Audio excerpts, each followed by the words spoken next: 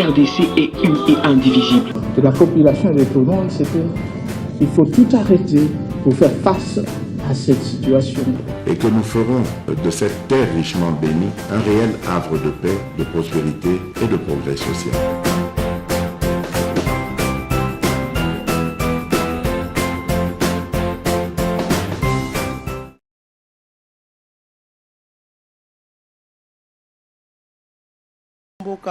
Claude Ngoma, merci beaucoup. Mamelo ngande moto na kosenga yo merci. Andengo tindelenga lokasa na yo pour que naya ko bomo mesano ko pesa o ezali banalise pe ba critique na o ezali ko traverser situation et kolona biso za ko traverser. Également na ko pesa ko débatteur nanga ya après-midi à Lelombote, c'est un frère, c'est un ami. O na mesana ne mingi na ba plateau et à de Congolais qui sont nombreux et arrangés devant les postes de télévision pour que balanda émission ya bosolo na politique, une émission très suivie na pesi bango, na tombeli bango, bonne détente na bantenne ya bosolo na politique. Pe nangambo mosusu toali na mwana mboka Junior Bakokela ali Mokambie na kati ya Union Sacrée ali pe moko ya bakambi na kati ya Union fait la force ezali parti politique UFF bayi bandeko ba ko kambama na bandeko ya AFDC allié mwana mboka Junior Bakokela to singyo merci beaucoup ndengo accepter invitation na biso la kati ya bosolo. Très bien, merci Mamelo, merci pour l'invitation. La Bessimbote na téléspectateurs Bazolanda Bisso, Bazouing opportunité à Rolanda Bisso. Je salue le chef de l'État qui est notre père de la nation, mais également membre de la parti politique Union fait la force. Oui, ils allaient bongo parti politique Nabisso, mais également regroupement Nabisso FDC allié, Papa Modeste Bahati, to Bessimbote. Et donc, nous avons un co-débatteur d'abord à Petit Mbote, également, tous un débat républicain et aussi apaisé. Voilà, merci beaucoup. Moi, Lamboka Junior Bakokela, to Kobandama Solo na yo, Bande Longo Penzana yo, ko.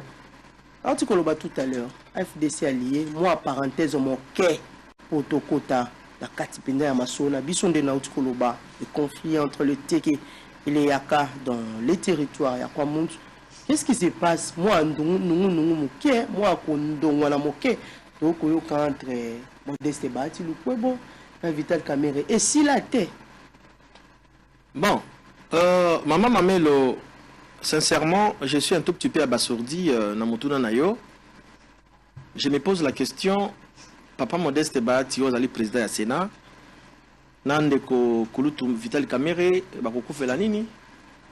Bango banso babale bazali ba acteur politique. Ndenge oyebi un acteur politique makasi na ezalaka par rapport ya ba résultats sur terrain. Baza ba congolais.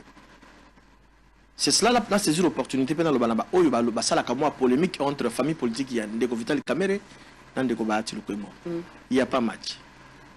Le poids politique n'est contre la politique. Premièrement, parti à Modeste Bahati Lukwebo allait implanter dans le coin et recoins République démocratique du Congo. Partout, au Rokuta, drapeau et AFD, c'est ça qu'on flottait. Ce qui n'est pas le cas avec l'UNC. Tout comme dans la province, il y a des coins il y a Sud Kivu. Pour Bangonio, c'est originaire de la province de Sud Kivu. Parti, il y a Modeste Bahati, ils allaient implanter dans le territoire Nyonso. Mais sur le Komikuna, il y a une saison dans la ville de Bukavu, dans le territoire Yakulu, dans le Vital Kamere. N'a pas élu. INC Azalina 15 députés nationaux, Azana 12 députés provinciaux et un sénateur. AFDC Azalina 41 députés nationaux, AFDC Azana 70 députés provinciaux, AFDC Azana 10 sénateurs. Là, on a épargné même qu'on comptait le nombre de présidents et de l'Assemblée provinciale, ainsi que le gouverneur. Mais malgré le nombre, on travaille pour l'économie. Justement, parce qu'il faut tout ça. Il faut polémique qu'on a ici, la maman. Il faut polémique ici, là. Parti FDC, à travers son leader, et ça, il y a action sociale, ce qu'on comme dans la province, il y a Sud Kivu, construction de l'université, Makambo est belé, les hôtels à travers la République, aux hôtels, ça va congolais, Misala. Tout comparer Baron Dengene, il n'y a pas match. Moi, je m'inscris en faux, on va créer polémique, là où il n'y en a pas. Ndeko Modeste Bahati, il y a la poids politique. Et je demande à mes frères, il faut polémique on a ici. Tous après les élections 2023, où il y a sa motion abondante, il y a une population qui dit. Mais dans le cas sous examen, Bahati Luko Bazali Kolo Pambate, résultat, il y a dans l'élection 2018, ils allaient Kolo Makas. Ils allaient présenter à Sénat. Ce que tout dit Papa Modeste Bahati, ça n'a pas maintenant de conflit avec Kamel. Mais ce sont nos frères au Bazo Luka va appeler sa moto. Or, il n'y a pas un problème. En politique, il y a un rapport de force. Et bien, on y a pour le bien-être du peuple congolais, mais également pour la construction de Mokonzamboka, Makamboka de Libos. Voilà un peu dans beaucoup, c'est au Italie.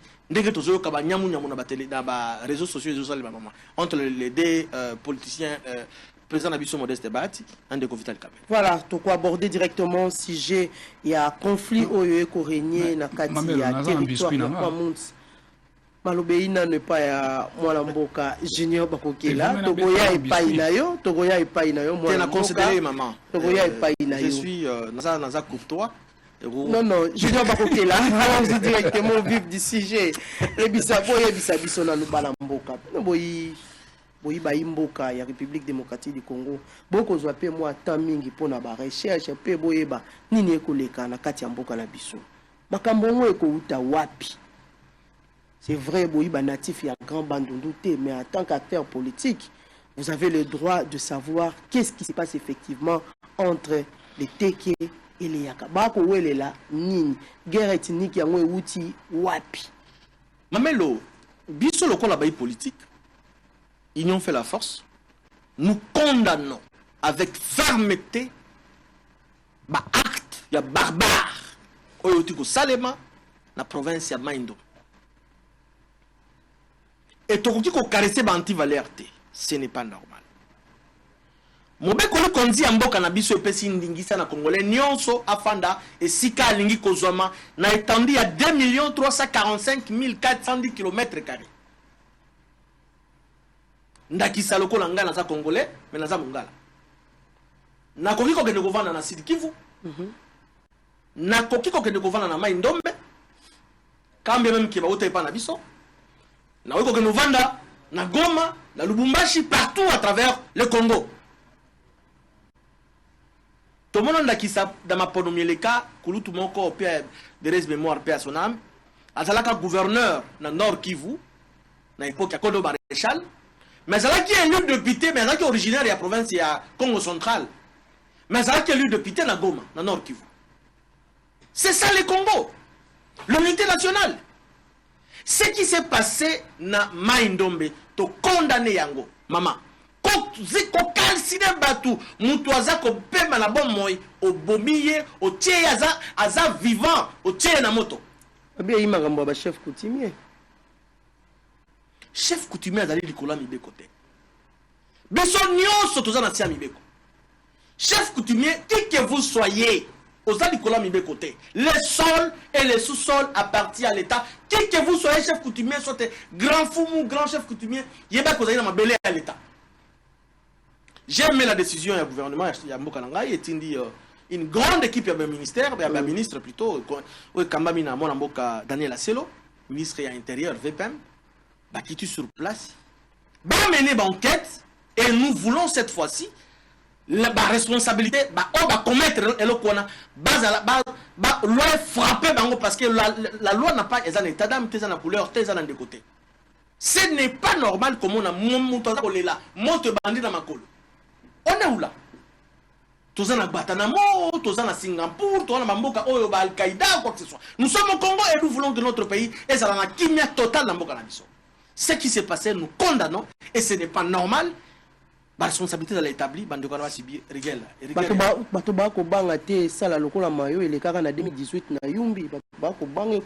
Toujours la même province. Et si encore la même province. Plus de 500 personnes pour la Makamboana. Cette fois-là, on a une vingtaine de morts. Yumbi et Tikalaka vide de Banate et Tikalaka combien de personnes? 2018 et 2022.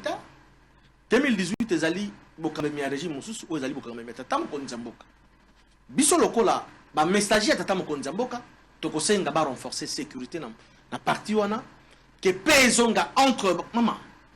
Est-ce que ce qu'on a dans la province de l'Équateur, là c'est exemple.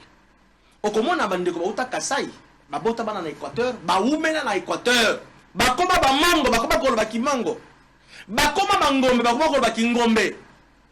C'est ça l'unité nationale. Teke enfin muyaka ou te pa na ye na Congo. Afani na maindombe donc comme il n'a pas la droite à le côté. Non, ce n'est pas normal. Quelle que soit la divergence, la justice est allée seulement pour un quatre problème entre les personnes.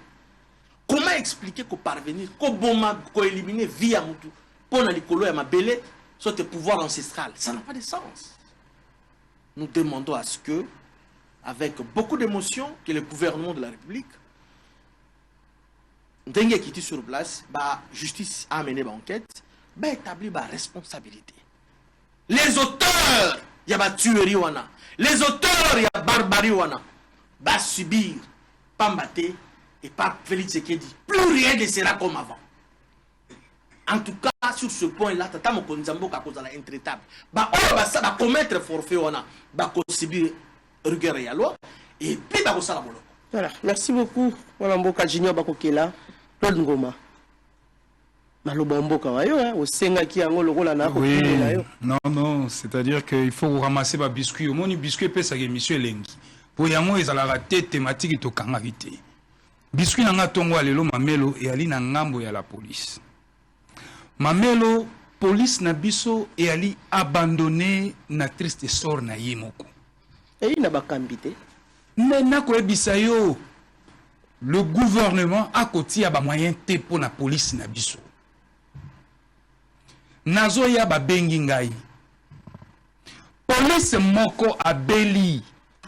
Moi si na ye moto abengi ngai.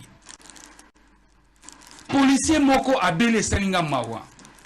A ken hôpital ya Kamubutu na Lemba. A kota radio basengi 80 000. Basengi 80 000. Police 80 000 francs congolais. Il faut préciser. Police Yemoko a foutamaka combien? Alors on a 187 000 francs congolais. Moto a sali la drapeau, a prise en charge médicale. Toloba. Ce qui tolobi ba jusser et commis problème. Moto a batté là, ba congolais na biloko na bango. Boutou moi. Prise en charge médicale réalité. Teni réalité. Teni le mati prix, hein, mamel. Teni comme 60 000 francs. Teni à la police. Et comme 60 000 francs. Je l'ai au balata likolo. Je l'ai en bason barango bango moko. Soko sombi yo moko luke sika okendo koma. Misuso balana mbongo te ngo na numéro ba koma na bik na marqué. Donc nous avons une police abandonnée complètement le régime. Et ça ça la bien été. Mais tout cas Patrick bazaka nango li souste. Na ville province à Kinshasa bas cadron mobile et tikalo bemi balé. Ya gomba moko na mona ka funa. Et tout cas na soke bando longwa milinga ondi mate. Mais bateau ba ko sa musala ba ko sundola bango ndengo wana. Mais palissade mbango. Palissade ba ko pesa. Tala ba cortège na bango mituka. Mais ba ko lembana ko doter la police na ba moyen o esengeli po asala musala na ye. Nous avons une mamelo et autres travailler na ba moyen très limité. Na ba moyen de bord. Ils ont ça la bienté. Régime oyo, le gouvernement en place. Question wana attend na conseil des ministres babeta kayamoto. Je me demande Daniel Asselo, azo salani. Yende mtazana territorial.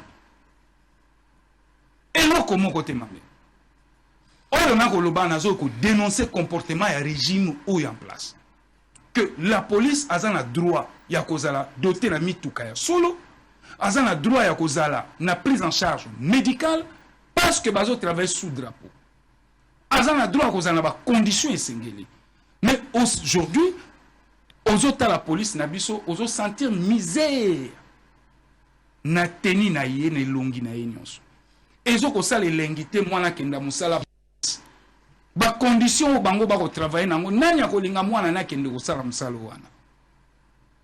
Et puis mamelo toujours la police nazui département ya PCR toali na mboka moko police alalaka 18h drapeau kiti police alali 7h30 drapeau mati police alamuki ezalaka te police a ko travailler 24 heures nazui bandeko na biso ya PCR mama nanga bandeko wana tsozo mona ozotambola bobwakele emeloko il faut ko pesa ka bango ko sunga ka bango na monde entier PCR asalaka jamais tongo te 18 heures jamais je l'ai dit naza en plateau na jamais bazaka na 4 shifts au côté 6 heures au bimi 12 heures ba relever on a 12 heures au bimi 18 heures au côté 18 heures au bimi 0 heure au côté 0 heure au bimi 6 heures.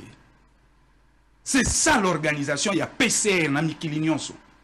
Et pas na biso soka 18h et beti piou. Bango nyonso balongo. Yo na 20h au mona ramisu te. Ya moko wana ba patriote, ya moko andima muye mayo. Ya moko okotike wana banda 6h ti 18h ration ya kate. Maza moto te. Aza mutu akolemba.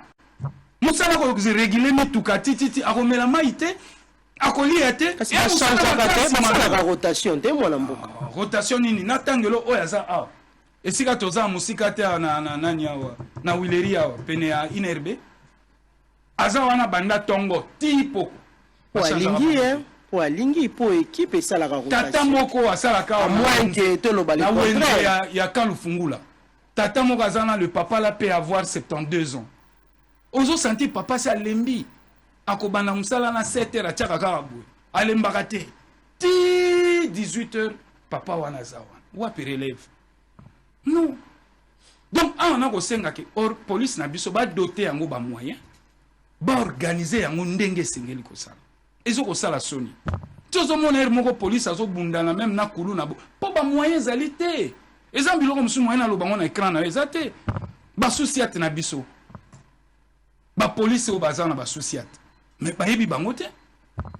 bayeba bango te comment bayebi bango te moto engagaka bango to soyez enregistré na numéro mama na ngai isoko koti na numéro na lipeka na bango te non wana te mama sur 100% la police toza na 70% oyo bafutamaka na banque ba wana batikali na bengaka bango ba journalier bayebi bango te na fichier bafutamaka ndenge nini kasi bafutamaka na mbongo ba parking.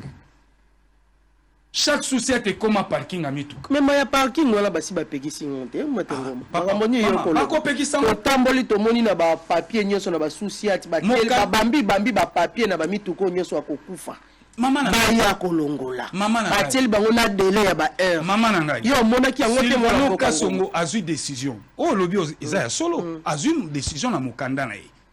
Désormais na basiat basousiat parking ekoki kozala te tuko pe kufa elongwa décision o wana banda général Silvano azwaki yango te lelo suivi réalité baza na ba camion ba likambo ya suivi yango nazo biso te parce que mot d'ordre si pesa maki maintenant ya ko appliquer yango parce que ba congolais to amitu makasi bisika misusu pe il faut ko veiller ezali ti lelo mama na ngai baza na mituka remorquage oleke kende longola ba camion nyonso na ba société memango na Fouriel bango bazo kolanda mituka na Gombe bazo kokango mauvais stationnement na bato ba ko parquer malamu te te ezaka bato ba ko parquer malamu te to parking réalité tozano awa te libanda awa ba ko kanga mutuka esika tozano wana mauvais stationnement alors so eza mauvais stationnement ba bimisra biso plan o eza établi na ville ko boira ba parking ba ko boira ba jeton moko ya mike liboso ya mituka mama donc futa parking oui mais ça parking était et à balabala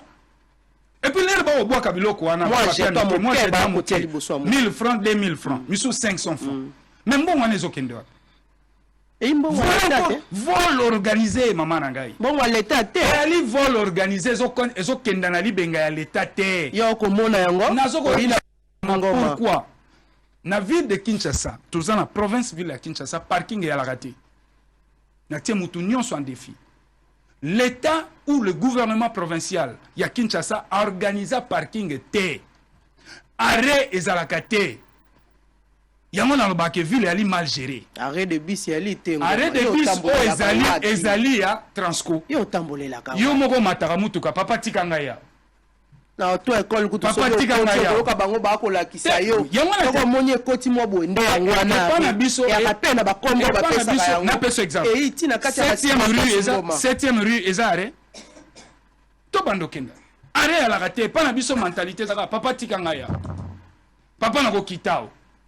Le non-respect des conducteurs, ça aussi. Ah, c'est-à-dire que nous se faisons réglementer. Un conducteur n'est pas censé arrêter les motocycles. C'est-à-dire que nous se faisons réglementer. Tous en boulevard à Mounene, Kobanda aéroport, ti première, ti sendwe, arrêté. Tomataraka kana chaussée, bakitsabiso kana chaussée. Désordre à l'État. L'État est organisé. Quand l'État d'Union se tika la biso, bapel d'air na boulevard. Au lieu que ba organiser ballon na ba pelouse wana mais non. Ba organiser parking na kati. 207 koti na kati ba re bino nyonso ba passager boza na kati. Arrêt bâti ba bribis partout. O komona ke wana ye arrêt fo moto atele mala bâti moi ba bribis. Maman, o ngana ko lobano arrêt o ngana yebi obe ya Transco. Taxi bis azanga na arrêté na ville à Kinshasa. Parking et à la gâté. O no ko lobana za netando na ono. Ville na biso sengeli ko organiser yango. Mais ville est désorganisée complètement. Le problème aussi, c'est le conducteur. Non, maman Nangaï. Ce qui est réglementé. Le numéro 1, la police a fait son travail.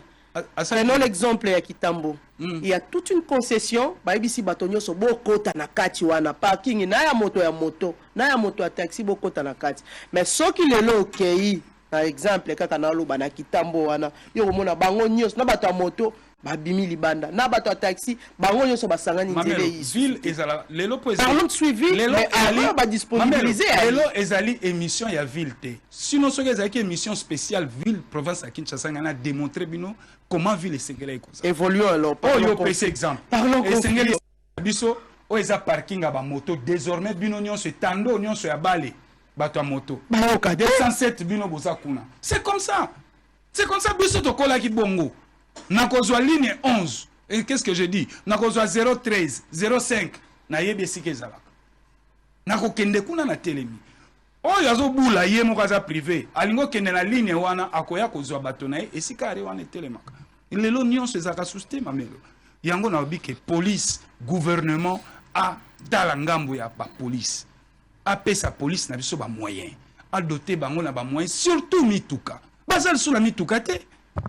Baza suna mitukate bas cadre mobile na utelo bangwa milinga mamelo na soni kufi nde ba pesa mitukate bon siko nini ko zanga gouvernement central a doté bango na ba moyens sengeli nini ko sala ba pesa bango ba tenue nini ko zanga moto alati tenue à la police o ezali marque ya république mais gilet alati ya compagnie mususu numéro ba komana biki eza ko sa soni. Merci beaucoup maître.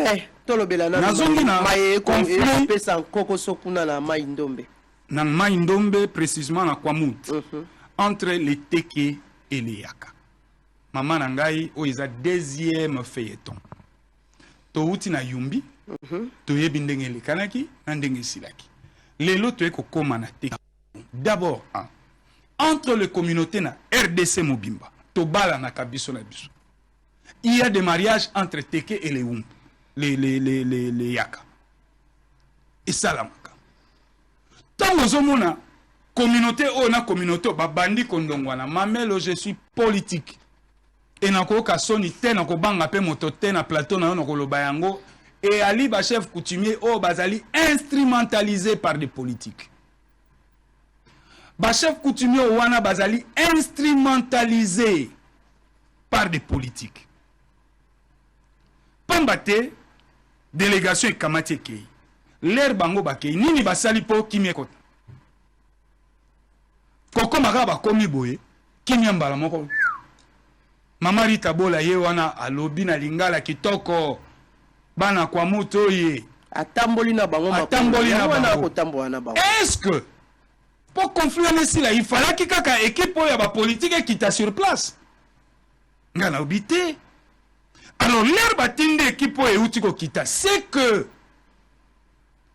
ezana ba politique o bazali ko tisser feu na sima ya ba chef coutumier wana.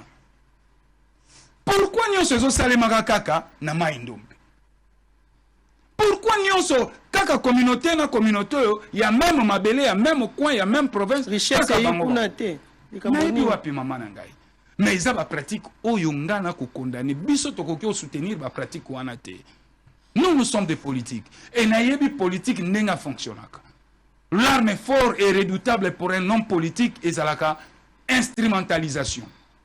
Soka bani ko instrumentaliser ba oyo communauté kabwani. Rita Bola lobite, moto nyonso une information, sa porte est grandement ouverte. Aïe la information, va se mettre autour de la table pour nous rétablir. Parce que maman nanga, alobi bien, nalanda ki yenga moko, alobi bien.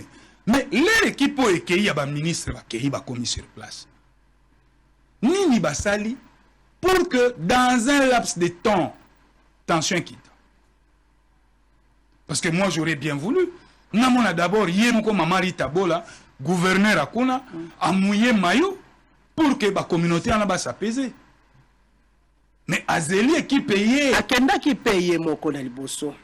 Bilili ya ali. Ye akenda ki solo la ki na banani. Akenda ki. Et leri ya ki. Koko so ezwama ki po na mona ki na makomi balobi na asuki obena mushi akoki isuko kota kwa mundu te azongi.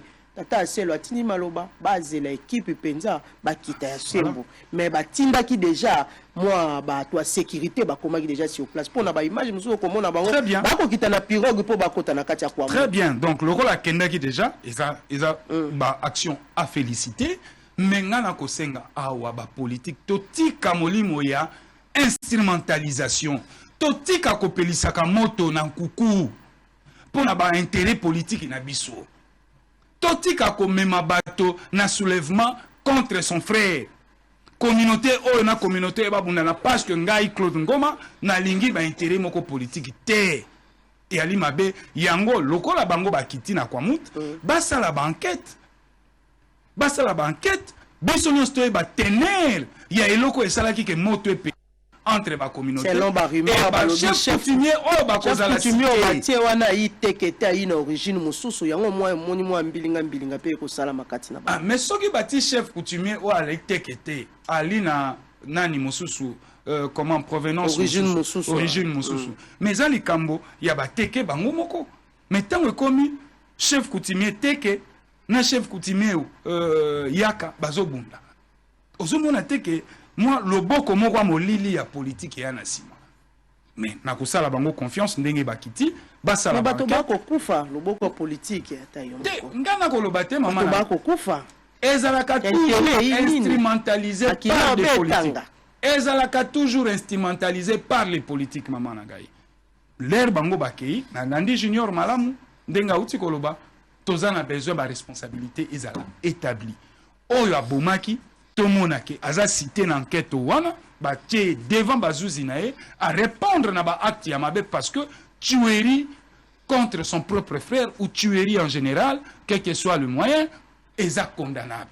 Ngana ko soutenir yango te to ko décourager milimo wana et aux jeunes nayebi ke bazolanda biso ba jeunes congolais nyonso de partout bo keba na ba politique bo keba bozala instrumentaliser te na ba politique bozala na conscience ya mboka na biso bozala na conscience ya ekolo ebolinga mboka na bino linga ndeko na yo kosimba mbeli te po kata ndeko na yo e ali mabe wali jeune wali elenge tonga pona ekolo na yo réfléchir pona ekolo na yo salela pona ekolo na yo ba politique bazoa ko instrumentaliser bino boyebisa bango bobengana bango musika na bino. Voilà, merci beaucoup Claude Ngoma. Voilà, Mboka Junior Bakokela, c'est vrai, nous avons parlé de Yatima et Matma Kwamout, mais tout occupé qu'on les kate, tout le bela Kwamout sans pour autant, tout le bela pe Maïma qu'on les kana Est et République démocratique du Congo, hein, trop kotika bangote, wane yipena bande konabiso, unaganda yangoyo mikolo ekoleka, s'il faut dire, tout comme déjà na 70e jour, tilelo et bani na note, et kaka na maboko abapaya, tout ko récupérer en mokolo nini. Aussi basi bakati yango aussi ekoti nango Rwanda to yi toujours na kati ya République démocratique du Congo. Ni solo pe a contre-attaque eko yokana te balobi te to zelobe processus o ekoleka kuna na Nairobi. Moto nyonso ndenge toyokaki moto nyonso amonika accès santaki lésé pona makambo na to ana makambo ya koloba pona mboka na biso akende koloba kuna na Nairobi. Boni bino na union sacré boko mona makambo. Merci Mamelo. Na landi na bokebi ndeko na ngai Claude Ngoma Oyo n'a retrouvé Ndeko Claude Ngoma te, c'est comme si Aotaki Mikilaba Paya lobby, Ayebi réalité en mboka te. Mais n'a qu'au rappeler la Ndeko Claude Ngoma soit qu'on informé na ye, opposition ezali purificatoire te. Moins encore, blanchisserie te. Ndeko Claude Ngoma sali apologie. Naza ko retrouver Ndeko Claude Ngoma te. C'est comme si il n'a jamais été à Géramboka Oyote. Na ko rappelle ba Congolais bazola na biso. Claude Ngoma que vous voyez, azalaki na Palou, Kobana papa Gizenga, ils ont géré ce pays. A comme na papa na biso, Kulutu Adolphe Muzito, premier ministre, Bajara Gimboka. Ti lelo azako se retrouver dans nouvel élan. Quand bazalaki na pouvoir, ayebaki prêt à tenir à la police. Ayebaki angote. Les gens ont pris à 60 000. Pena qu'on rappelle les Congolais que ça pris à Mangondo et à l'Okuta, ça va coûter les Congolais. Bateka à moi na boutique ni na magasin ni. Au bas police va que na gosumba tenir 60 000 francs. À copier ça angote. Ndeko Claude Ngoma a critiqué opération oh ba kilo baza ko sepela. Ba saluer à ko dégager ba épave zéro épave dans zela. Ba kilo nyonso baza content. L'initiative du gouvernement central, enfin, provincial. Oh, balobi ke na balabala nyonso ba mon épave. Exécuté dans la police, ville, commandement de la ville, province à Kinshasa, général Silvano Kasongo. Est-ce qu'il y a Tambola à Kinshasa? Je ne pense pas. Pour Aouti, Mikila Bapaya. Akende na Kingabwa, à Komona. Peut-être Aïbi Kingabwa, tu n'as pas na Kingabwa. Aïbi Angote. Akende na ba commune belé ba venir nyonso les petites avenues et commis dégagées. C'est grâce il y a impulsion soit l'ikanissi malamu il y a gouvernement provincial pour naye souciat baza ko exécuter te or qu'ils a le kuta le ko loti bikila ba paya ngana ko senga na poko lelo ngana eto sala totalement la ville à Kinshasa na ba siati na ba souciat akomona ba garage za les sous-souté exactement maman pour na ye ezali pour la réalité quinoise te a oti mboka ba paya azako critiquer oh non bah dit par la police fumer et tout. Lorsqu'il était aux affaires, quand il passe à naïe parce qu'il y a dans la Congo, il passe à naïe aux affaires. Il passe à naïe, basomba combien il y a la pour la police, bah dota bango bah dit combien. Il passe à ngoma. Toi le ngoma te yazagi na mboka papa. Ndeko. Vous devez quand même féliciter les efforts au mbula matari za kosala. Mboka euti musika tango lipasa na yo bazalaki kukamba mboka lipasa ko tuteza de yo moko Claude Ngoma. Lorsque vous étiez aux affaires bodota la police va dire combien, bodota la police salaire à combien, bopesa un salaire combien. Vous voulez parler aujourd'hui, vous imaginez que ba Congolais bazo croire au zolo ba 180 000 il y a pour la police va coûter na 30 000 la commune à 250 000 francs congolais 187 000 francs congolais. Donc c'est un faux chiffre. C'est un chiffre imaginaire.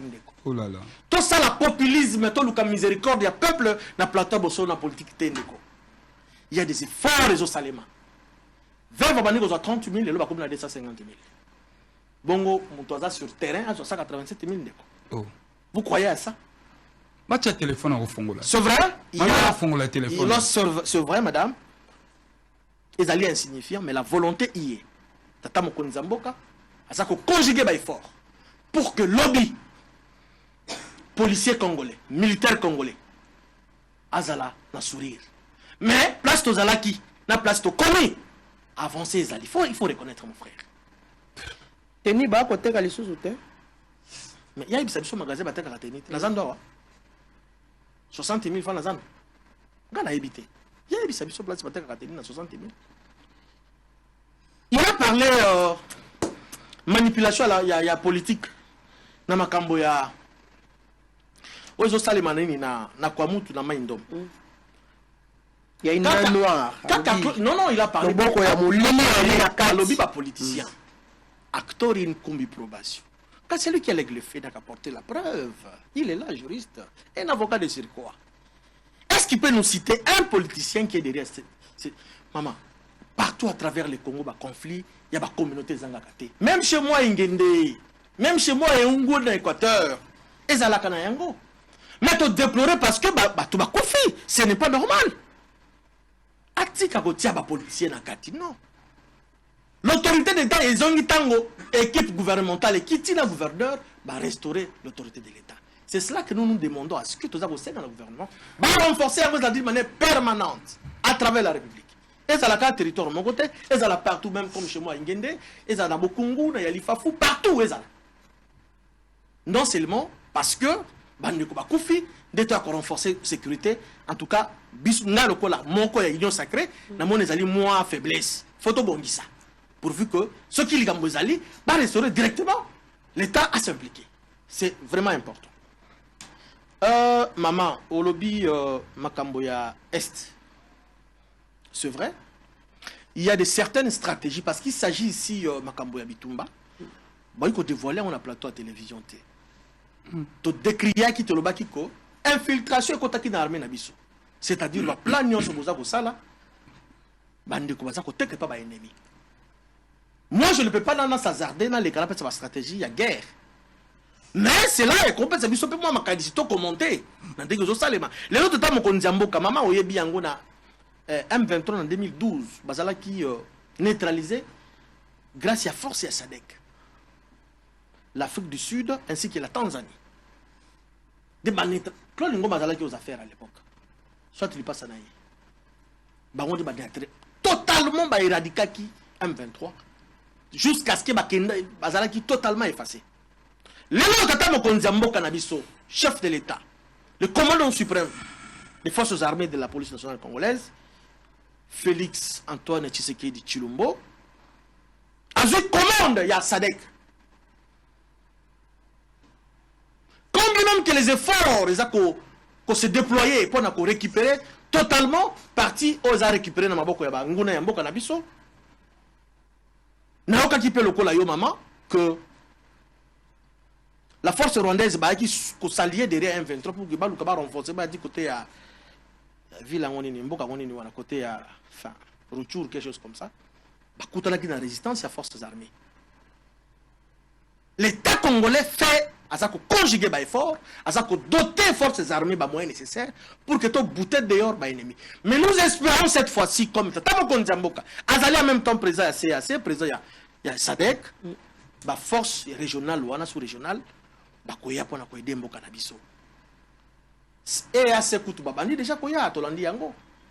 Mais tant que ma kambe comme na soukate tout désespéré, moi j'ai la foi, je crois la guerre RDC Kobima victorieuse parce que on sait bien avec management, vision, diplomatie à Tata Mokondiamboka, Congo dans son ensemble est causala indivisible. Ata 1 mètre carré aucun été. Tout l'on dit, même les Nations Unies a cité nommément le Rwanda. Et c'est pour la toute première fois, depuis que le Congo a existé, que les Nations Unies va pointer Rwanda qui a zali pour soutenir. Il est derrière le M23. C'est grâce à un fort, un certain Tshisekedi Tshilombo, mon Ayamboka. Donc, moi je fais confiance à mon président. J'espère bien qu'avec lui, comme ça, en même temps, que gérer l'organisation régionale et sous-régionale, Kenya et Kozonganamboka, mais également, c'est aussi une recommandation pour Nabiso, communicateur et union sacrée. Tout ça, c'est la jeunesse congolaise, jeune, intégrée armée. Ce n'est pas normal. C'est grâce, oui, dans un hygiène. Moi, je suis maman. Limité moi âge te balobi de 18 à 6 à 25 soit à 30 ans 28 ans je crois si je ne m'abuse pas mais ngana za au-delà bambul mibu wana tout ça ko senga jeunesse na biso ngai lokola communicateur et innocent ba intégrer forces armées tata Mokondiamboka za ko préparer une armée efficace pour mboka na biso yango ko sala ke mi pepe nyose ko ya to ko faire face na yango to ko résister. Nous avons une armée qui vraiment n'a moins le yenge. Mais il faut que le pari n'a jamais été conçu en un seul jour. Qu'on résoudre ma Cambodge dans 3 ans, c'est difficile. Qu'on intègre l'armée, il est camboté, mais prise en charge paix à Batongo, Baké, la Kati armée. Yango, justement, maman, au monde qui est bandara quelque part. lelo yo moi passe yé ce qui est pour ami solo c'est pour la toute première fois tout le monde a ba recette ba collecte recette historique au mboka la monsieur sali misolo mina ce qui te pèse confiance à mokonza mboka dans équipe na ye et to pas ko affecter yango pour la paix entre autres pour l'armée ya mboka na biso ba jeune ba ko zo possibilité na courage ko intégrer même parce que ba ko ba ke kuna moi quelque chose ezali moi bana ba kotanga classe au fele moi bana ba kotanga université moi mo solo ko bima chaque fin du mois pour qu'il a faire face na makambo c'est ça le problème mais avec notre président on espère bien que makambo ni sur ça malam contrairement na ba o bande ko batika yango batika armée na combien salaire à combien solde de basoda na combien yango solde c'est à combien à kolobate oui lelo est suffisant ezali insuffisant mais volonté ezali pas maman maman sincèrement je suis monté mes apolélé ezali insuffisant certainement je suis de cœur dans soutenir ma pinga mboka na ngai ezali insuffisant mais volonté ezali pas mbaté tata mokonza mboka matisi mo ndambo na oyo tozana maboko comme ba recette mais ce qui te multiplie encore que misolo mi bakisa bi na caisse à l'état je ne pense pas que bakobosa na basoda salaire à basoda comme matasu makasi contrairement à ndenge bandeko batika kiyango j'ai dit voilà merci beaucoup Tongoma Bunaganda 2 mois. Très bien Mamelo nako rencontré ndeko nangai junior alobi nangai nalakisa boutique oyo bakendaka kosomba teni à la police ndeko nangai junior esengelo yebake ezali un grand réseau na kati ya PNC na bengi yango réseau ya monene oyo batekaka bateni wana nakopeso na prix ya botine na prix ya bere eza bapratique oyo nga na yo esengeli totelemela yango parce que moto akosala asengeli te kosomba teni esengeli badote teni 2 fois l'an ozomona mais eza réseau mobimba en complicité na bacharge ya logistique bacharge ya logistique ndeko na ngai junior alobi awa ke biso tosalaki nini mpona bango mais mon cher ami ntango bino bokomi na pouvoir bokuti nyonso ezalaki déjà bokuti nyonso bolelaka te bobongisa nde boameliore oyo boya kokuta oleke boyebaka na biso ke bino bosalaki nini botikaki ndenge mais non lelo eza bino tozalaki na Kinshasa oyo na Kongo obeta cop no esimbi te Kabila olio tonda te Kabila mais lelo ekomi tura mwana mboka Tshilombo andima ngo a supporter parce que population azosenga be amélioration ya condition de vie amélioration ya condition de vie ndeko nanga ba réserve na ba recette bosali litomba nango eza wapi litomba nango yali wapi réserve 3.5 milliards sur 4 milliards budget 10 milliards 4.2 réserve voilà mais nyonso wana peuple na kati ya sani na ya leyaka ezomona te tata zobeta tolo na compte en banque compte bloqué mais bana bako tanga te bana bako liya te alors mbongo wana bombi na banque osana nini voilà mama nanga Bunagana mama motuna wana ezosala pasi Bunagana lelo est commis 2 mois et 21 jours. Bunagana entre les mains de M23. Organisé l'administration. Notez, Bunagana examen d'état et salem quitté. Et comme administration moussouche. Examen d'état salem quitté. Rentrer dans Bunagana et salamate. Et comme administration moussouche. Ndeko nanga lobi mwana mboka Tshilombo azosala ba effort pour kimezonga na est mais ndeko nanga eza lokuta état de siège et comment nango bi prologer et banaka susté 15 jours ba prologer to basali état de siège et la kisi ba limite na yango nyonso. Sous l'état de siège, tueries ont continué. Sous l'état de siège, le groupe rebelle les Obotama. Mon quoi souke outiko Botama il y a environ 1 mois. Zahir. kaka en état de siège. Alors, les rio lobby, moi, n'a pas de sala de fort. Mais quels sont les forts? Oh, il y a zo sala. Processus au bâti na Nairobi. Et il est fort, hein? Maman nanga. Moi, n'a pas de chilombo. Moi, n'a pas de chilombo. Soki a koyoka bisote, otope sakeba. Ba conseil. A kozwa libungu tulu na ba table nyonso négociation so kende. Yemoko a lobby yango na 42e sommet. Ya Sadek awa na palais du peuple. Na lakisi bonne volonté na ngai na ba pays frère na ke na ba table nyonso na sololi na bango. Mais finalement naza dessus. Ça ce n'est pas moi Claude qui le dit. C'est monsieur Félix Antoine Tshilombo qui l'a déclaré. Et à Bossani même na diplomatie et ça na ba terme o ba utilisaka na o ba utilisaka te. Quand déjà un président de la République, sur un terrain international, a lobby azali dessus, c'est un aveu d'échec. Exprimer, regretter. Et ça avait échec. Aïe mototé. Exprimer, regretter. Regret, ça la politique interne. La politique interne, ça tient la route. La politique extérieure, quand ça touche l'international, au koki koloba yangote. Le problème c'est quoi? Quand Félix on ne parle pas, oh ya kolobate, aïkou tout devant homologue na eka sakoki ko exprimer passion ezali awate pour na makambo ya est. Maman nangai. Moto siku azu occasion wana ya ko exprimer regret na ye, pe abengi bango ba agresseur na kati ya salle. Te ko benga bango ba agresseur et ali eloko mususu. Koloba déception ne yango maman alika. Et ali eloko mususu. À l'international. Il devait utiliser quel terme sur le plan diplomatique. J'arrive. Sur le plan diplomatique, il y a des langages et des verbes à utiliser. Déception et coco salati. Parce que ce qu'on a eu déception sur un terrain diplomatique, conséquence la guerre pour préserver mes intérêts. Parce que j'ai été dupé. Nous sommes encore dans des négociations. Non.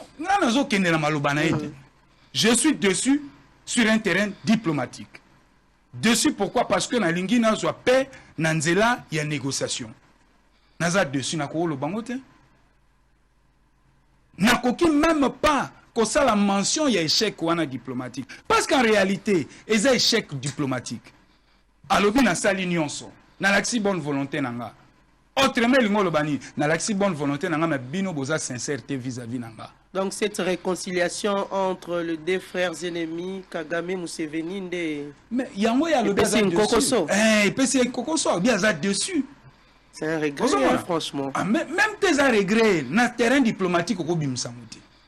Et cette diplomatie, parce que sur un terrain diplomatique, l'habillement, le geste, les regards, tout compte sauf rien. Tout compte sauf rien. Mais maintenant, Bango Junior Azao. Azo mouillé mayo awa ko soutenir le président mais yemoko président lobi aza dessus. So yozo ko sele makam. Parce que yemoko lobi naza dessus. Yo lobi azo sa effort. Non. Biso lingomba politique na ngai nouvelle là to pesa ki makanisi na biso. To lobi to tonga mir. Po kimekota na biso na Rwanda. Po mira na to tonga ngo ti Uganda. Mais le Rwanda zo tchabiso na zigiziki to tonga mir to sila nena. Moi mboka Tshilombo aboyi koyoka biso. Tolobi na Rwanda ezali sous makamba négociation te faut ba biceps loba. Faut to sala guerre na Rwanda. Moi mboka Tshilombo azo yoka biso te. Bon, maintenant na ebité to pese ba proposition na chinois, na espagnol, to na monoko ni. Parce que tolobi ngom na bandinga nyonso.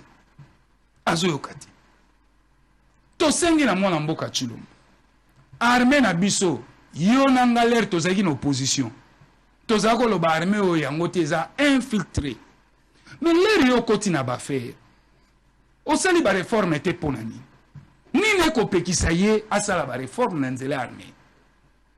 Mama lo ba réforme na biso na armée e ko pesa biso banzela misato. Soki toke na ba réforme de fond autour ya armée nationale na biso et ko senga biso eloka liboso to assainir armée na biso. To longola bambuma nyonso ya mabe ezali na kati armée. Parce que infiltration au biso to lobaka butu moi. Les infiltrations ya ba soldat te, les infiltrations ya ba officier. Bango nyonso bavana na ba chaîne de commandement. D'où question à réforme, ils ont s'imposer. réforme ekopesa biso mbela tokenda na assainissement ya armée na biso. Réforme ekopesa biso mbela tokende na audit ya armée. Enfin réforme ekopesa biso maintenant nzela ya recrutement. Mais biloko wana mwana mboka Tshilombo pa na yaza nango te. Tozoloba butu moi na betando na bino. Tozoloba butu moi ba réforme de fond et salamité. Mwana mboka Tshilombo pour organiser front to récupérer Bunagana. Exacté. Donc nous avons un président qui n'a pas le cœur à l'ouvrage. C'est un président complètement dépassé. Makambo etali ekolo azozo yango te abra lekor. Alobi na biso amemi mboka na AEC. Voilà ba force étrangère il faut baya kobunda na ngambo na biso. Ya ba FARDC na biso. Menga na obi mais non. Communauté owana kenango ya AEC composée de 7 pays mais surtout longo le RDC ba otikala 6 pays. 5 pays qui composent essentiellement cette communauté de l'Afrique de l'Est, et ça va payer autant de problèmes. Ba convoita kamabele na biso butu moi. Le Sud-Soudan avec les Mboro. Le Burundi avec le Red Tabara. L'Ouganda, ba ADF. Rwanda, FDLR. Bon, maintenant, pour un terrain diplomatique, moi, je suis Tshilombo à Solona na bango teke. Bon, il y a un bon retiré dans ba rebelle na bino bazalaka. Mais quand les bateaux ont des rebelles, ils ont des côtes à na bango te, ba vanda aga pa na biso, boke ko zosu ba mapinga na bango. Baya po bati ya kimia. Et puis mamelo. Intégrité nationale ya mboka na biso Congo ekozwama obena nzela ba FARDC na biso. Ba payate ba ko ya ko sel la biso ko protéger les biso mboka. Ba payate ba ko battre la mindelo na biso. Biso moko en interne. Mais il est l'autre Congoloma. Pourquoi? Parce que M. Félix Antoine Tshilombo n'est pas un bon manager. Il faut conclure, mon Lambo. Il n'est pas un bon manager. Le président Félix Antoine Tshilombo, par manque de leadership, Yangozo Mona Congo, Tozonguluma. Et dans presque toutes les tables de négociations au Kende, Ngana ko bengangoza marché ba dupe. Bako Berneye, Bako Letsengonga. Ako kende boya kozwe lokote ako kende boya kozwe lokote tolobaka yango bake Angola bajija biso ba prophète de malheur yebisanga nini bima na Angola ya malamu lelo telelo eloko réalité la résolution ba résolution salami sur papier wapi application nango telelo ezo simbate ndang tangu to ko sanu émission force régulière rwandaise ba koti na ngambo ba M23 mais il y a dans la table de négociation. Et à la kate, Tomi tuna question moutaignon sacré zao. Bunagana lelo pona ni manduke kolelate na Bunagana. Et ba FDLR, qu'est-ce que je dis? Ba force armée rwandaise, ba eko pesa maboko na ba M23 pour ba continuer le suko kanga ba cité à Mike. Mais biso toko koka ko bunda te pour te récupérer M23 ba comment Bunagana. Banda bazwa yango ti lelo FARDC. Nana kenda bitumba te na kati ya cité ya Bunagana pour récupérer Bunagana. Maman na ngana zo chité wana pozwa kimia ezako bena nzela mandoki.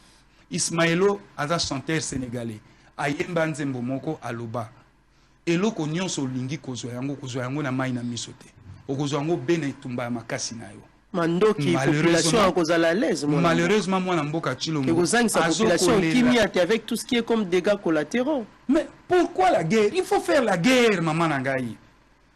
Avec quelle arme? Vous dites la mandoki nini? Musée nazo la parallélisme moko. Musée arrive. Musée aye akuta armete. Musée babalu keliye na balie na yi. Musée lobi agression. Je déclare la guerre. Musée za ina armeni. Allez na armete. Soko tali situation Musée za kanango. Na situation o mwana mboka Tshilombo za nango lelo. Situation au moins en Boka Tshilombo za nango lelo la situation bien encore déclaré guerre parce que Mosé azalaki entouré na binemi na yi. Mais bon, je dois faire la guerre avec le Rwanda. Et à l'obi yango très bien, la guerre sera longue et populaire. Le leadership auto lukala Congo yangwana. Na lobango ata opesi biso lipate, ata mai tozuite, mais pesa biso kimia na mabela lopang na lopango atata na biso. Mais kolia na kolia te, mai na komela te, kimia pe zali te, mais boye kosala nini na bokonzi oyo.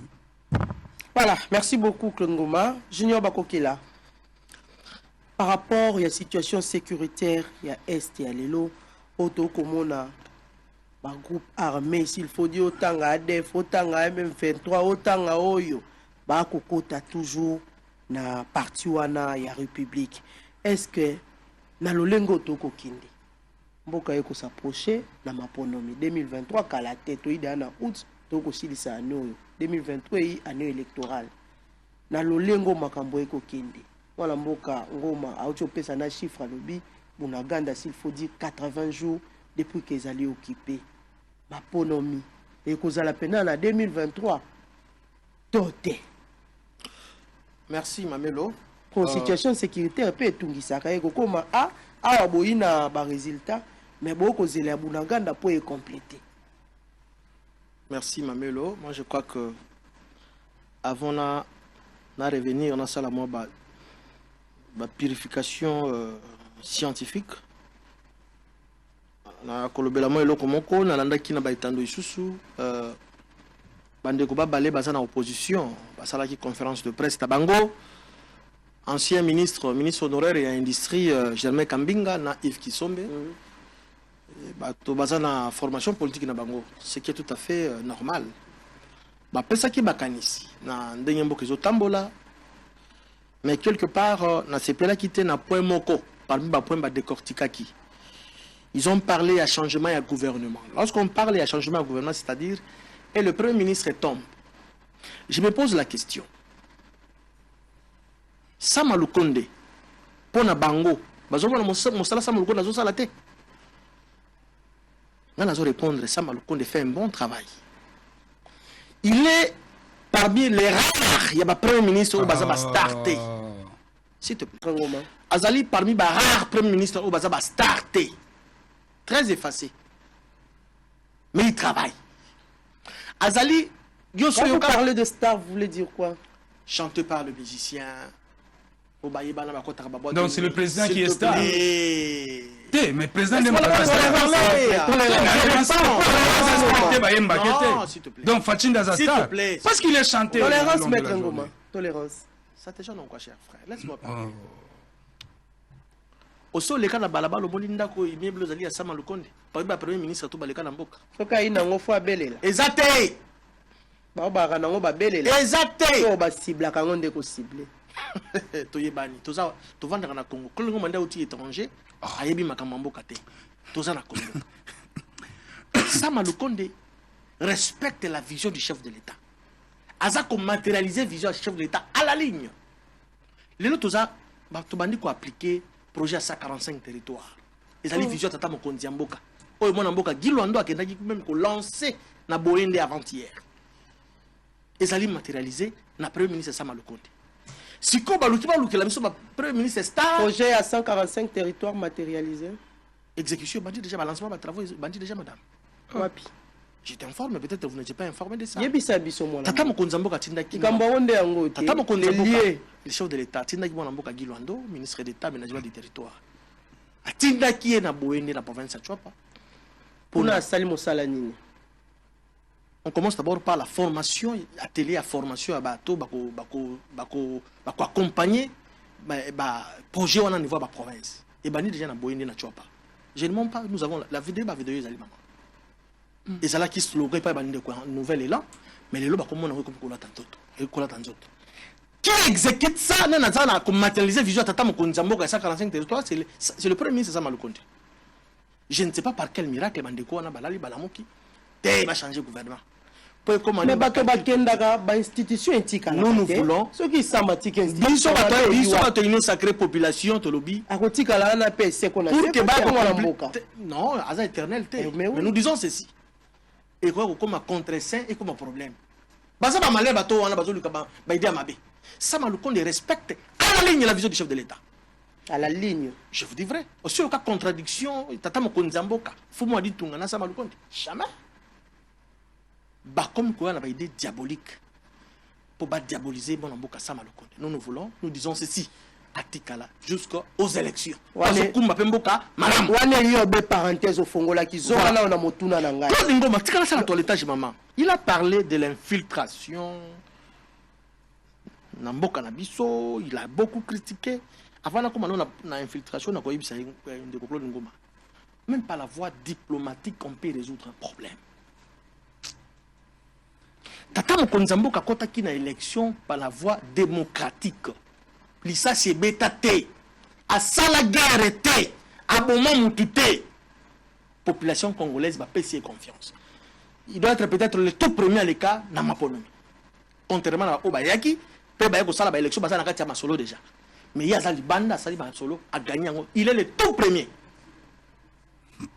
Et au Yembi Moussala Tata Mokonzamboka Sala Kita Gonzala qui n'a qu'à eu de PS. Sphinx Azalaki avant comme président remplacé Tata Naï. Azalaki secrétaire national en charge des relations extérieures. La quoi informé na yo banda lelo o ebako. La voie diplomatique peut aussi résoudre le conflit, soit les problèmes. Azako isé na voie diplomatique pour que tout soit bien en mboka. Pour na yo eza elo côté on dit ba compatriotes ba kufa. Pour toi ça t'arrange. Pour ça na makila na maboko na yo. Vous demandez, vous voulez qu'il y ait la guerre. Oui. Ma mère a tout coupé sa réponse. Seul pays, yo mon avis pays, pays agresseur. Bah peut ça aux conditions avant au somamando qu'il faut les gars certification. Il faut total là. Au somamando qui on a pour ça la yango nini, type nini, catégorie nini. Et pourtant, le pays qui nous agresse a frappé la condition en athée. D'accord. Nous devons être quand même honnête. L'honnêteté intellectuelle nous oblige à respecter, à dire merci, à féliciter les chefs de l'État. Oh, le nom des Nations Unies et reconnaître que Rwanda est agresseur. Même quand même que Conseil de sécurité, Bazali Kosala semblant. Ils ont le rapport des Nations Unies. Mais ils ont agressé Bisso. Si autonomie, autorisation, sur ma arme, Bisso fait la certification, ma vérifier. Ce qui est diplomatie. Vous imaginez? Non, justement. Diplomatie. Il fallait que les Nations Unies reconnaître que nous sommes agressés par le Rwanda qui est derrière le M23. C'est une victoire, cher frère. Il faut qu'on dise Mayango. Mais oui, depuis quand on a agression, autant qu'on a aux affaires. Tant qu'on a aux affaires, on a aux affaires, on a infiltration. Infiltration, on a aux wapi. Vous étiez le Premier ministre.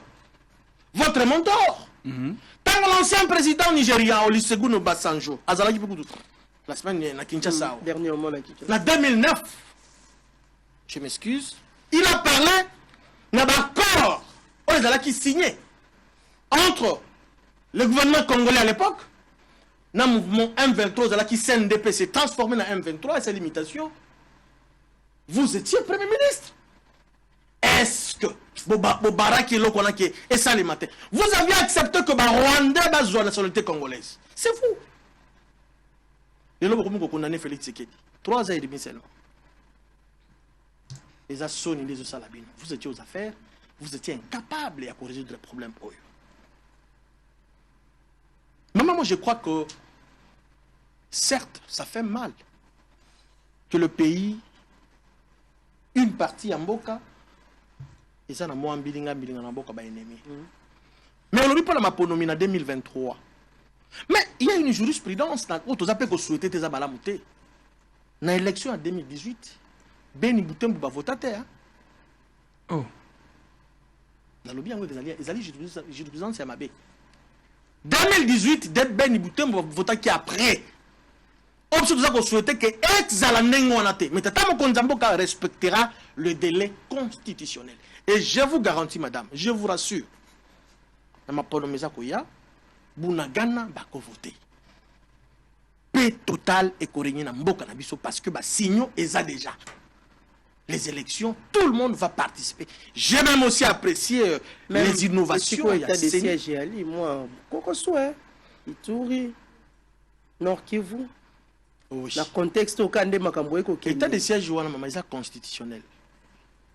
Et ça peut ceux qui maison tata Mokonzambo Kazali dans ma coquille, ça a pouvoir il y a commettre fin. Aucune activité politique ni sur les alliés un peu suspendu, justement. Même le gouverneur il y aura l'organisation des élections qui ont été élus Bazali. Ou soit il faut faire vite pour trouver la solution. Justement, c'est ce que c'est ça souhait les souhaits de tous les Congolais sérieux. Exactement que na Sofia pouvoir ka bakoma na pouvoir bazonga lisusu. Bango ti enrôlement na identification ko banda to ebite kuna so ko zala boni. Non maman, moi j'ai dans un espoir que pour ceux qui bandi processus avant comme on a processus ou on a identification. Na enrôlement et ben électeur. Justement, Ituri, Nord Kivu et kozala dégager. Déjà 2 mois Bunaganda ko kanga na solution te. Dans le bien ngwawati. Ezali ko pesa biso passe dans mon thème. Mais bah effort za ko salema pour que tu récupères. Contrairement na ba oyo bandimaki ki ba M23 ba comme ba congolais, ba M23 ba kota awa ba sala la administration. Ba rwandais ba sala l'administration ya ba mboka na biso. Ce sont eux mes frères ici, ils étaient là. Gouvernement ko vanda nien pour na likambo ngolo lenge kani. Moi communication te. Gouvernement na biso zali na maema ko leka na Bunagana. Maman, nous avons nous avons un gouvernement responsable. Ezali makele l'été. Vandi nien makasi. Ezali makele l'été. Lokola ya bango, gouvernement ya biso ezali gouvernement responsable. Moussa les salema. Mais attaque qui tombe ta tango tango nyonso, to salibo piololo to salibo non. Il y a des stratégies, ils ont salema menacé. Et que le résultat est comme on a calamité. J'ai la foi. Sûr et certain que nos frères, il y a Nord Kivu, Ituri, ils s'enrôler massivement et puis ils élire Tata Mokonzi Mboka pour la deuxième mandat. Que diriez-vous Nabato Bakoloba été le fait qu'il y a qu'on maintenir état de siège na kati ya parti wana ya République? C'est une façon de remettre Mboka dans le glissement. Non, êtes-vous d'avis? Maman, état de siège, Tata Mokonzi Mboka a inventé un côté. C'est dans la constitution. Le fait de maintenir. Mais justement, tant que paix, ils ont totalement la partie, on a été madame. A décrété pour que qui maison la partie Yamboka. Partie Est Yamboka. Tant que qui met et se rétablir totalement. En quoi état de siège que je n'ai pas dit? Grâce à maman, quelque part, d'ailleurs, ils sont peu le romoni. Rwanda bimi lelo visiblement comme qu'on soutenir M23 parce que quelque part état de siège est bloqué ki bango. Moi ba kota ko iba minerai en mboka na biso ezala ki les souté. Ba moni que partout ezala ki blindé, bloqué. Akangi motema ibonte ebe bakaka na bimaka moyi bakangi motema moni ki moya iba ezate ba bloqué ibo. En tout cas tana butu moya na bimezate na bimaka na moyi ba mona ngaba yeba ngaka mbala moko. C'est ce qui s'est fait entre Bissona, M23. Baye derrière M23 parce que tous les moyens au babane ko kota pona bayi ba solo mbok fin ba minerai mboka na biso et ça là qui les sous-souté grâce à l'état de siège. Nous devons féliciter la personne qui a décrété cet état de siège. À cause de l'état de siège lelo Rwanda bimi poissa. Nations Unies a cité, a pointé, a cité nommément le Rwanda, c'est grâce à l'état de siège. Ce qui est état de siège, c'était maman. Mais tout ça, c'est un peu est-ce qu'ils allaient Rwandais? Est-ce qu'ils allaient Ouganda? Est-ce qu'ils allaient Tanzanie? Est-ce qu'ils allaient Burundi? Aujourd'hui, et Yébani, c'est grâce à l'état de siège, voilà, décrété par le chef de l'État. Merci. Et nous les soutenons et qu'il ne tire jusqu'à ce que paix totale et qu'on mboka. Timo kolonini, ma ponomie ko belama. Kalamingite. Tout comme nous na ponomie maman. Merci beaucoup. Très bien, Mamelo. Na landine konanga junior, alobi biso tango tozaki na pouvoir, biso bato tosalaki ete ba Rwandais baya kokota na nzela mapinga na biso. Et ali faux M23. Et ali faux 5-2 na 2009 sous la demande ya communauté internationale oyo ezali Nations Unies nde asengaki basi zwane salema. Et puis basi zwana tango salema ki mozito na kati ya posata acte moko te. Soki ozana papier moko o mozito tant que premier ministre azalaki a posaki yango yaka nango na télé olakisa. Réalité. Olobe na biso wali kambo ya 145 territoires. Mais 145 territoires programme ya mokonzi ya mboka. Ozo bandela ngo bien programme ya mokonzi ya mboka. Or mokonzi ya mboka koki ozana programme te. Programme ezalaka ya gouvernement. Vision ya tata mokonzi ya mboka. Matérialisé. Programme ezalaka ya gouvernement. Et tant que lobi sama lukonde awa au publicité, mais moi je vous dis faux mon cher ami. Banda Congo ezala Congo. Premier ministre ya faible et autozwa kombo na tonton Sam. Faible. Ba prérogative na musu sezo longwezo kenda na présidence. Yango zo mona mboka na biso koka ko telemate po casting eza mabe ko banda na sommet de l'état tina suka. Casting ezo poser problème. Ozo mona Il y a Zawana pour conduire politique, il y a gouvernement. Mais je ne sais pas moi, sur Zawana pour nazo ebate. N'évitez ma mère le bino bapandisa. Banda comme Sikawana. Asali combien de presse? Combien de points de presse? Ça m'a le compte. Combien de points de presse a sali déjà? Nandimi tamo quoi salate, hein? Après, il y a que voilà, Aza vedette était. Attention, mon cher ami. Attention. Aza peut m'oyébiter. Attention, mon cher. Il est faible. C'est un figurant. Na gouvernement. Casting est opposé problème. Banda la moto, te na suka. Ndekona ngai, tango toko loba makambo etali ekolo, surtout ils ont touché la partie est ya mboka na biso ndekona nga, photo loba yango na patriotisme. Na utaki koloba yango à chaque fois. Que M. Félix Antoine Tshilombo n'a pas le cœur à l'ouvrage. Pour nani na loba ki bon. Mamelo ndekona nga lobi kimia pe okoki kozo yango na nzela ya diplomatie. Mais avant de kimia na nzela diplomatie, rapport de force il fait ça là. Okope c'est maloba. Ayebisa ba kongomani, rapport de force nini au moins na mboka Tshilombo a imposé na diplomatie na ye. Pona pe ekoka kozonga. Et ça te. IDPS à l'opposition a zako proposé te. Lelo Fati a eu chance kozala en face na ye, na ba résistant nouvel élan. Obutu mo itoya kaka akopese mayele. Na loba yango mbalebele na senga na mwana mboka Tshilombo. Eza na chapitre moko na diplomatie oyo ye azo maîtriser te zo échapper mais nga na kopesa élément. Soko ke na diplomatie olika lela ki aza dessus. Mwana mobala lela kate imposer un rapport de force. Tobenga yango na diplomatie pression diplomatique. Je rappelle l'ambassadeur rwandais congolais oyo aza na sol rwandais na rappelé oyo a expulsé première pression. Deuxième pression na kati relation diplomatique nyonso. Je ferme les frontières. Rwanda zo vivre pour na RDC. Ba Congomani sengeli ba ebake. RDC azaneti mama zo pesa Rwanda libele. Rwanda zo vivre en économie nango parce que RDC azali. Alors soki mwana mboka Tshilombo akangi frontière wana. Rwanda ko comme asphyxié économiquement ko ka retenir te. Eza pression diplomatique. On est que bokenda akolela kana ba table nyonso négociation, mais sur terrain ozoko poser pression diplomatique te, pression ezati. Yeb sens ko gagner ndengeni. Mais maître Ngoma, na lolengo makambo eko kende. Zonga na opena mutuna yango te. Na lolengo makambo eko kende, Bunagande est toujours occupé et ko yebana te et na République démocratique du Congo to se koti na Rwanda. Maponomi yoko sala malolenge kani. Non, mama na ngazana simba na kwa na maponomi. Na zo na maponomi. Non suka wana. Bunagana lelo M23 akangi. Nangambo a Kinshasa silence radio. Mapinga bako bunda te po ba récupérer Bunagana. Donc yende konanga uti kolobawa que eza likambo ya communauté internationale voilà ba frapper biso encore dinane ya embargo pona bacha arme ba biso na régime ya notification certification. OK. Mais bati bino na régime à certification pona ni parce que diplomatie na mino zo futate. Eza diplomatie moko ya faible. Pendant que bino bazo ko bundisa bino.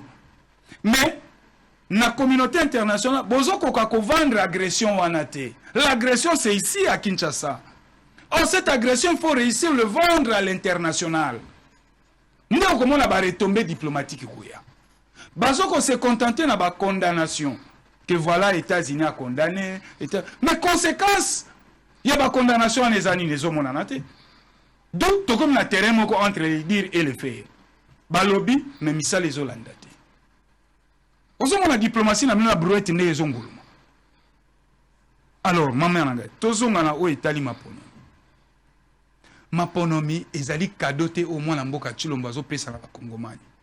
Ezali impératif constitutionnel et il a l'obligation ya ko respecter yango.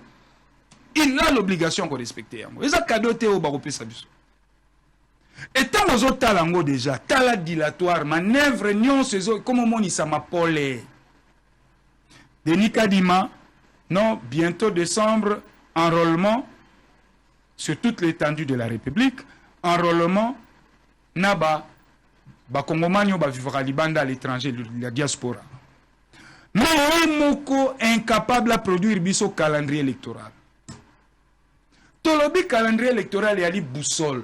Yango mtezo la biso 2023 tozo kende. Mais les lois à la kabiso élection comment enrôlement ko salama na 2000 na décembre 2022. Mais ce monsieur je ne sais pas moi il est complètement dépassé et c'est un incompétent.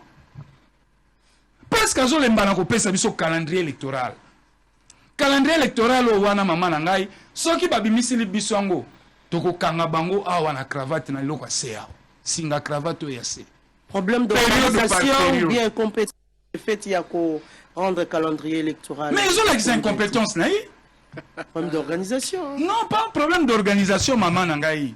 C'est l'incompétence ils ont régné na kati ya chef ya mwana mboka Denis Kadima. Il sait peut-être Nazoko démontrer pourquoi na kangi qu'il y a de cuisine interne, il sait même pas dire à haute voix, il y a l'argent ou il y en a pas. Mais il doit s'assumer. Il doit s'assumer s'il n'y a pas la monnaie, s'il n'y a pas l'argent, il doit s'assumer. Parce que Abemisi Libiso fait de route. Feuille de route. Oui. Abosani Moko fait de route, on a des activités Moko censées repris dans le calendrier électoral. Parce que le calendrier électoral, ils ont reprendre feuille de route. Cartographie, les activités, Nakatia, il y a calendrier électoral. Donc, il y a le perception calendrier boye, il y a des activités, il y a bimisa pesibu. Quand les gens ont benga, ils sont incompétents. Poto kene na maponomi. Poto yeba bloqué. Maman nanga, ce qui a zali bloqué. Parce que moi divergent, moi Minga Denis Kadima na Nicolas, il faut appeler ça biso calendrier électoral. Poto ndi mama ponomi, ces photos en a des instruments. Instrument liboso loi électoral. À terre manœuvre mais ba uti ko publier. Tondimi yango quand même. Deuxième document tozo zela calendrier électoral. Exact. Même temps à l'obina biso. Biso faut passer biso calendrier électoral. Biso neto bando solo na calendrier électoral. Na retourne calendrier électoral enrôlement go zalakan. Calendrier oye bisanga décembre. Et go banda période et go zo période. Ozomona. Pas na union sezati bako kenda kibudi. Ozomona. Alors, si vous avez un niveau de déploiement ya bakit. Nesika yiki kezali. Yiki ke kozalana parce que parti wana est wana nord Kivu nazo ebate bako sécuriser biloko wana ndengeni. Ozomona parce qu'il faut protéger même les agents électoraux. Il faut protéger bango, il faut protéger bakit. Alors, ce que l'environnement nyonso yo, ezomonisa mapole, maponomezate, mama nangai. Ezomonisa masembo. Yango zomona manœuvre na ezosala ma Denis Kadima lobité. Na obimisa calendrier te. So na bimisi calendrier, j'ai trahi le chef. Mais union sacrée za na kondima ete maponomi kozala. Mama o ezéglise. Sika moko peut-être omoni Denis Kadima tambola loba te maponomi kozala te. Mama, ah ouais, parce que les trains déjà en marche, maïma soma ko salama. Ezosalama mona ki ena onip ba vandi ensemble ba ko lobela maïma tali récent. Maman, recensement, enrôlement. Ce qui balingi ba coupler ba opération na mi balé et kozala na kati calendrier électoral. Mais pourquoi Denis Kadima zo ko bimisa calendrier électoral te? Or la loi électorale nous avons déjà. Nous l'en avons déjà. Mais c'est le calendrier qui nous manque. Alors, ce n'est comme étant organe technique. Il faut appeler ça ce calendrier. Il n'appartient pas ici à Denis Kadima de nous rassurer et de nous séduire. Non. Mokanda obiso to anango posanga na politique. Ngande mnako kenda ko compétir na terrain électoral. Ce qui est allé en pleine élaboration, yo koye balolenge kani.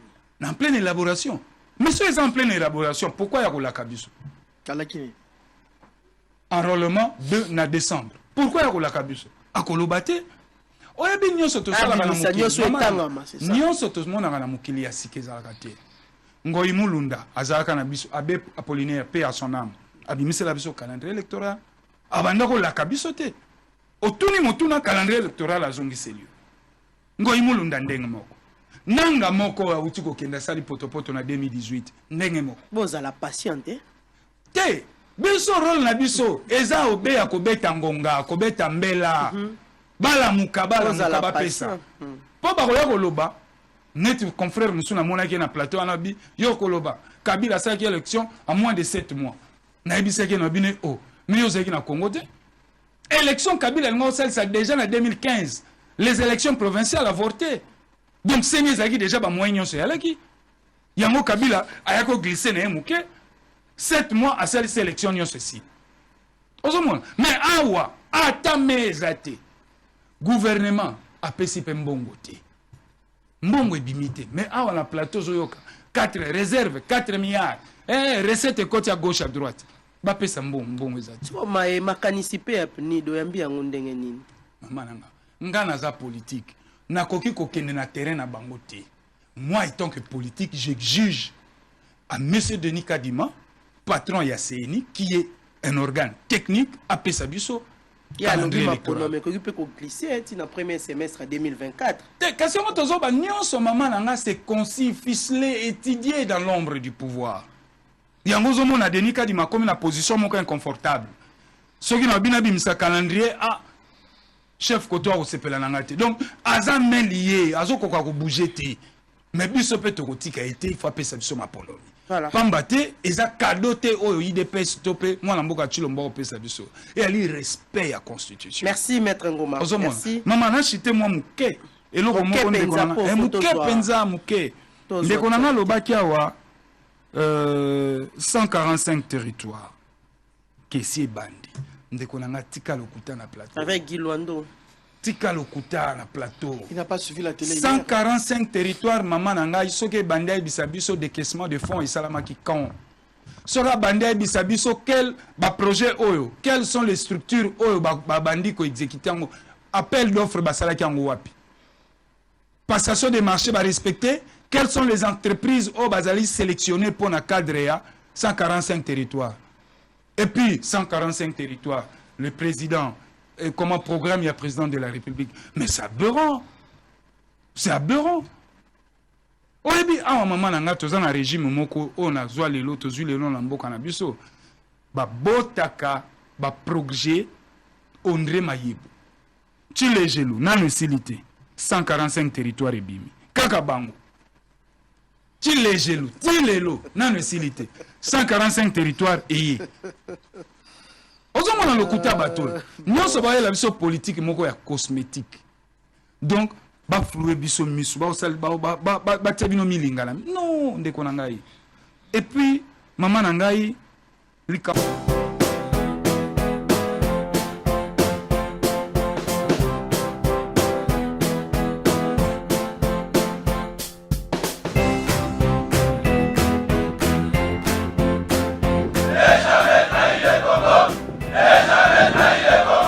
La RDC est une et indivisible. De la population de tout le monde, c'est qu'il faut tout arrêter pour faire face à cette situation. Et que nous ferons de cette terre richement bénie un réel havre de paix, de prospérité et de progrès social.